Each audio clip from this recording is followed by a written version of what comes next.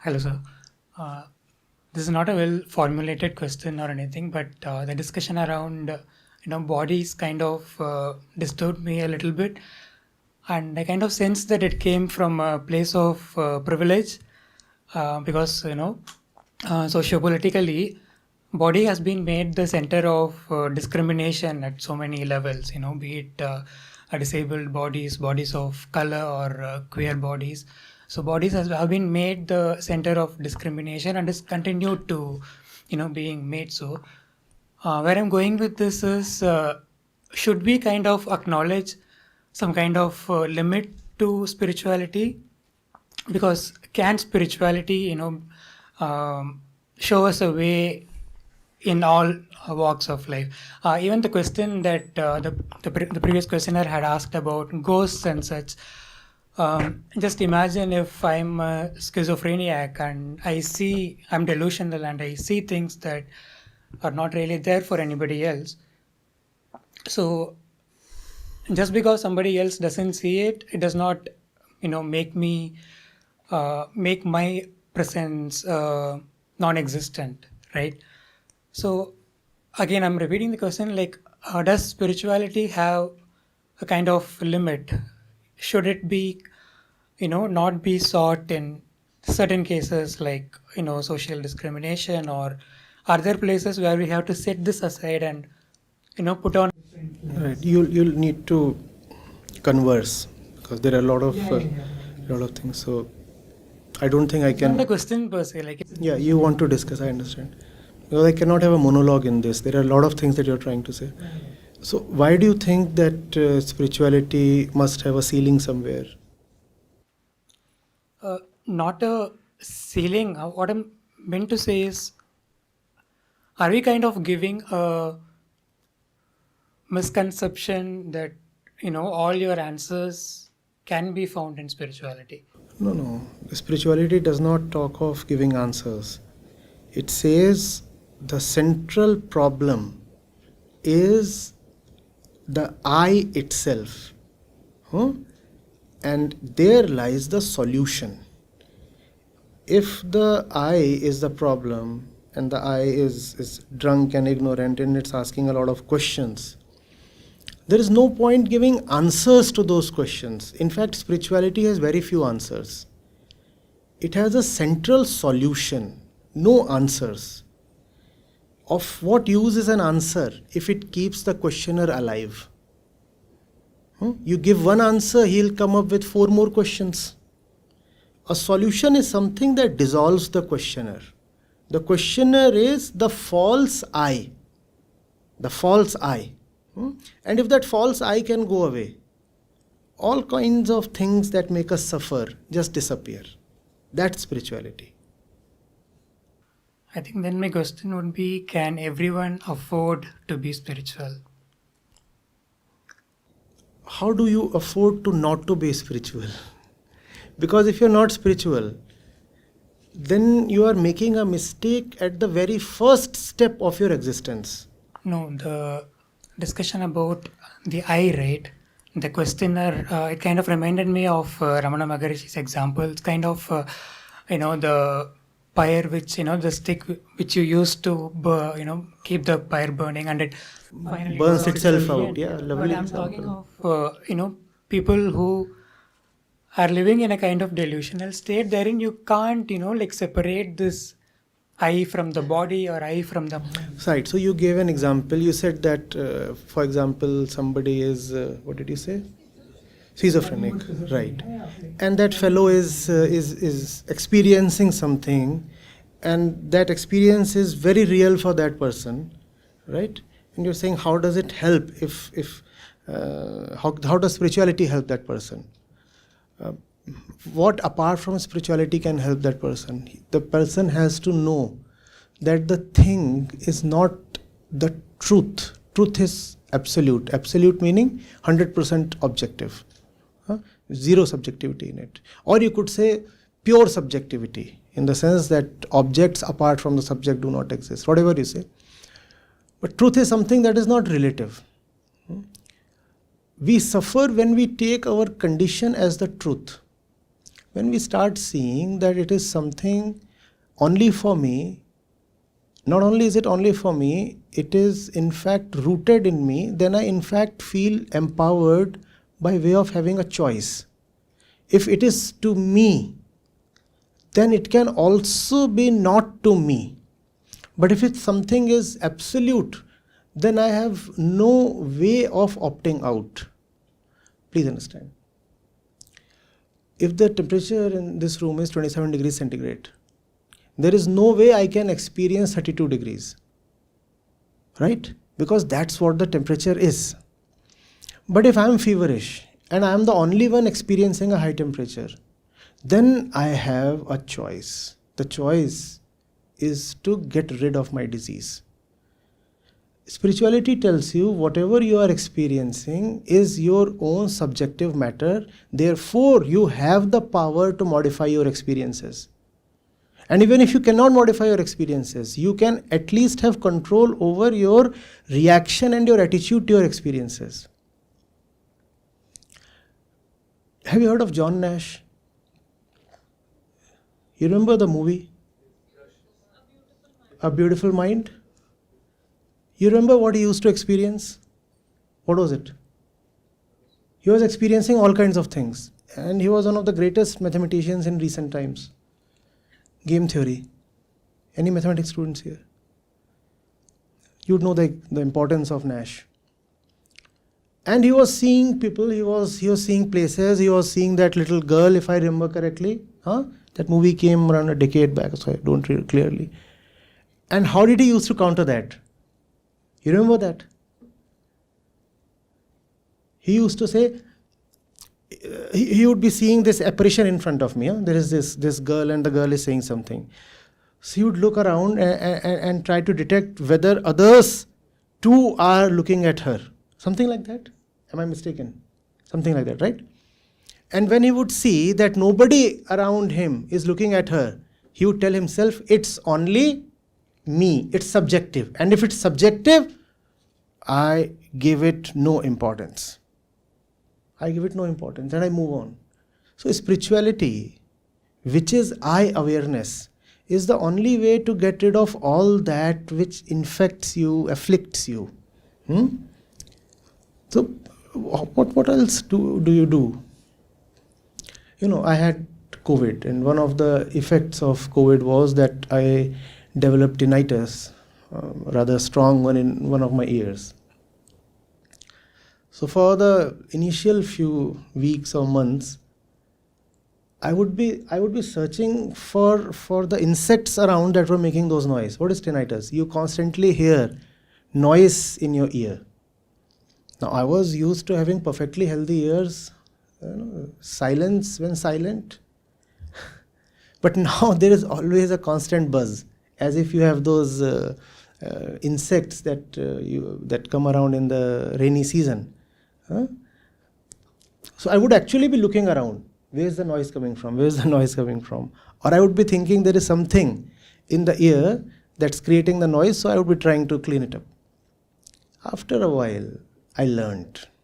I said it's only me. And if it's only me, how am I trying to fight it? Let it be there. It's doing what it would, and the doctor said it is going to now remain your entire life. Can't be helped. So it can't be helped. Can't be helped. Let the body do what it wants to do.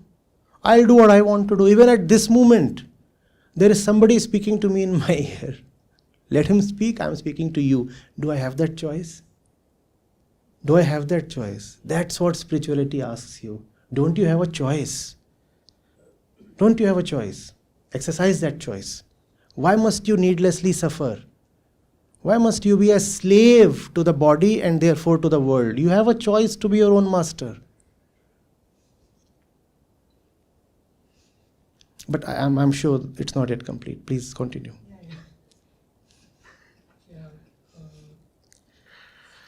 So the question of consent came to my mind when you were, Yes.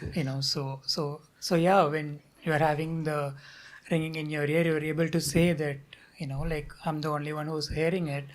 So I think from the beginning, my question has been on this. So what if someone cannot make this call for themselves? And That's a choice. It's not that you cannot make this call. Spirituality just does not admit the word helplessness. There is no space for this one word. If there is one sin, it is called helplessness. Never say, I never had a choice. You had a choice. You chose not to exercise the choice. Take it upon yourself. Be responsible. But in certain medical situations, the consent falls on the family when the individual is not able to give some consent. That's fine. The individual is then already gone. If the individual is not conscious enough even to give consent, take him as already gone. The choosing agency itself is no more there now. So how do you call the patient even alive? No, are we suspending the judgment here, or are we No, see, please understand. Would you want to call yourself alive by virtue of the fact that you breathe, you eat? Give a nuanced answer. Or do you call yourself alive? When you are conscious, and to be conscious is to have a choice. There's a difference between human beings and animals and vegetables. If a vegetable can grow, you say it's alive, right? If it's not rotting, it's alive. If an animal can move about and breathe and eat, it's alive. But should the same definition be applied to human beings?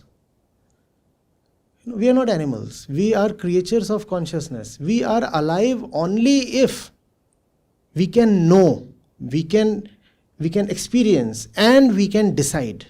If you can neither know nor experience nor decide, how are you alive? But by that definition, you are going to have a huge problem. By that definition, 99% of the people of the world are already dead.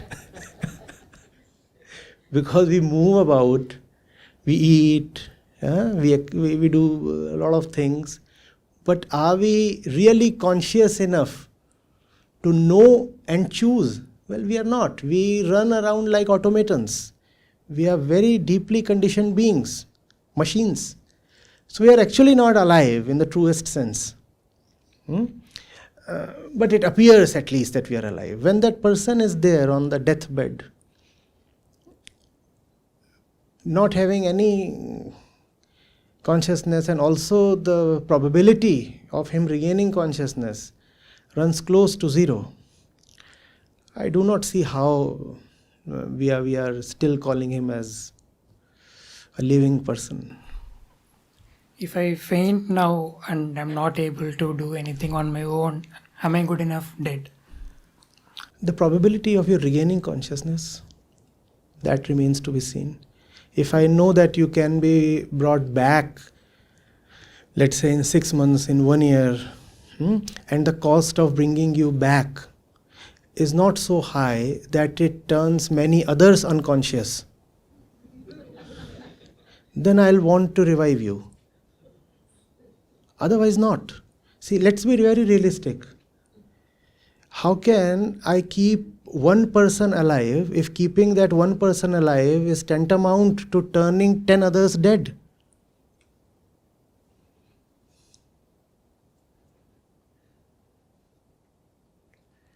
Unless that person is potentially so full of consciousness that even a major possibility of reviving him is sufficient to keep us going. A Buddha, a Krishna, a Christ, if he were on his deathbed, probably it would be fair enough for 20 others to sacrifice their lives to bring him up. But that's a very, very, very unique and impossible kind of case. So let's not discuss that. But again, I'm leaving more disturbed now because we have a classic case, the trolley example, the trolley case in philosophy, wherein you kind of judge which life is, like you said, if you can sacrifice 20 lives to save the life of one Buddha, is it morally right? Or so I don't know, I still cannot agree with you, but I don't want to be more annoying with my... No. I think everybody is enjoying it, are we not? We are really enjoying this and it's going deeper and deeper. Please continue. Wait. When we say that it is all right to have 20 people go for the sake of one Buddha, I'm talking of 20 lovers. I'm not talking of 20 sacrificial lambs. Is that not clear? I'm saying the nature of the Buddha is such that in love there would be 20 willing to lay down their lives so that the Buddha can be resurrected. Not that I'm purchasing animals from the market and forcefully slaughtering them to somehow revive one VIP. No, that's not what I'm talking of. If I really love you and I know your worth, I lay down my life for your sake. Is that not what love is? That's what I'm talking of.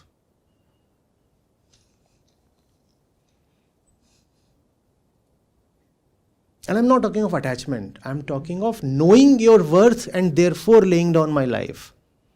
Knowing, knowledge, not attachment. I'll leave the mic for somebody else to take over. So, the question which was raised before and how you finished, I got motivated actually to continue. So when you were talking about the Buddha and 20 people giving their lives willingly because of love to save Buddha, Christ, Krishna, whatever. So first question which was raised in me is, will Buddha want something like that? Okay. And second question is, you said for Buddha, but is it important? Is it Buddha or me or anybody here? Because I think that those two are quite important questions to talk about. Wonderful. Is it because Buddha is Buddha and because the idea that Buddha will save us after that when he is risen, or Christ or whatever? Or because what is love then? Is it love related to love towards something which is going to somehow save us, no, or help us, or do something for us? Right. Or love is giving life, not just life, it doesn't have to be at the ultimate level, okay?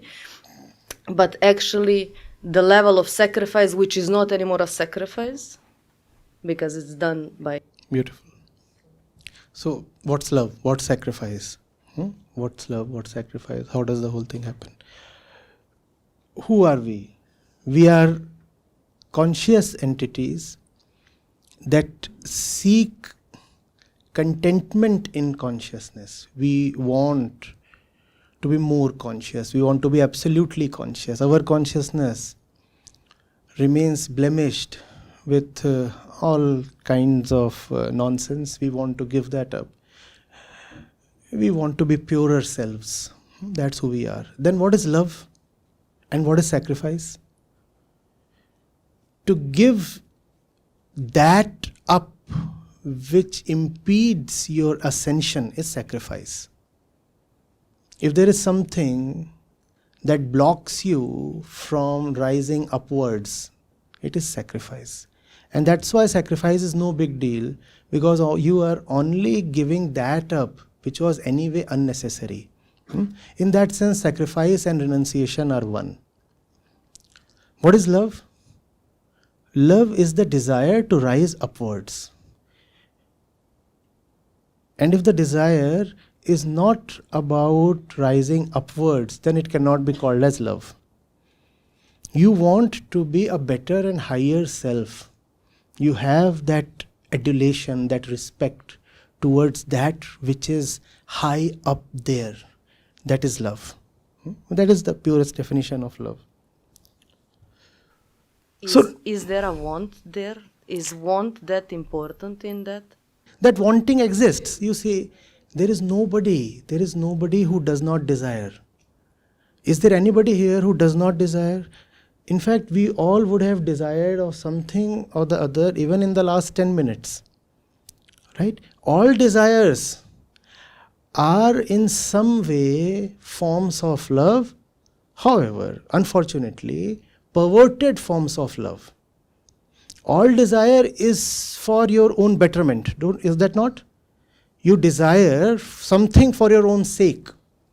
It's just that we do not know what would make us better. So we keep desiring all the useless things.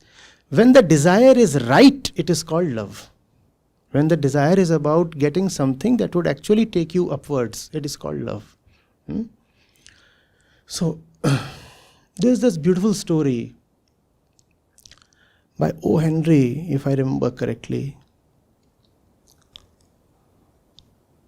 that husband and wife story where they are a poor couple, and the husband probably wants a wristwatch. O. Henry? O. Henry? Anybody remembers the title? Gift of the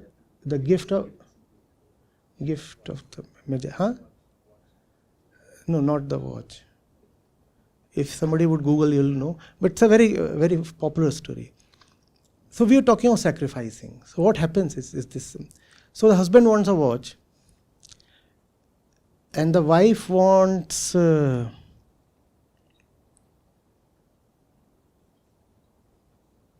something for her hair. Hair clips. Let's say hair clips. This one. The gift of the Magi. And it's probably Christmas time, right? Christmas time. So they both surprise each other on Christmas Eve.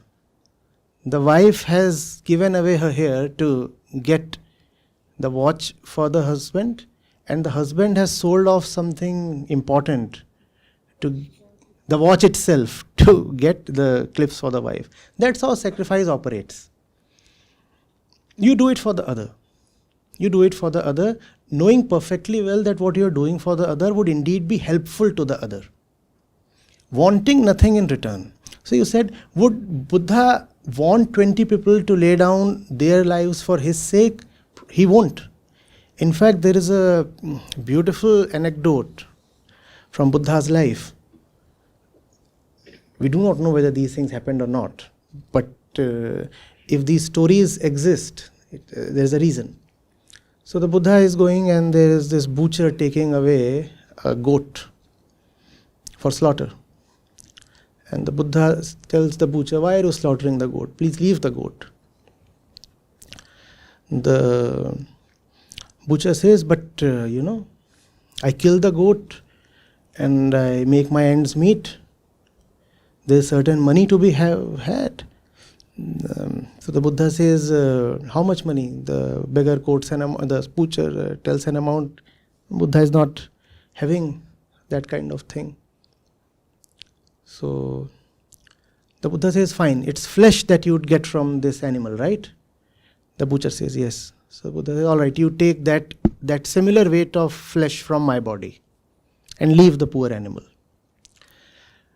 Now here you find the one with the highest consciousness prepared to sacrifice himself for an animal with a very low level of consciousness. That's how love operates.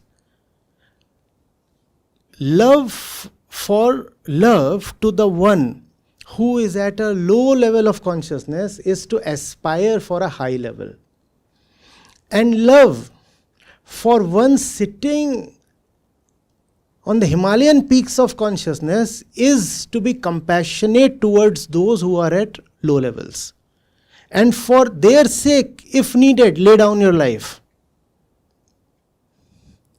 The one who is at the lower level needs to lay down his life so that he can be higher. In fact, if you do not lay down your life at the lower level, how will you ever rise higher?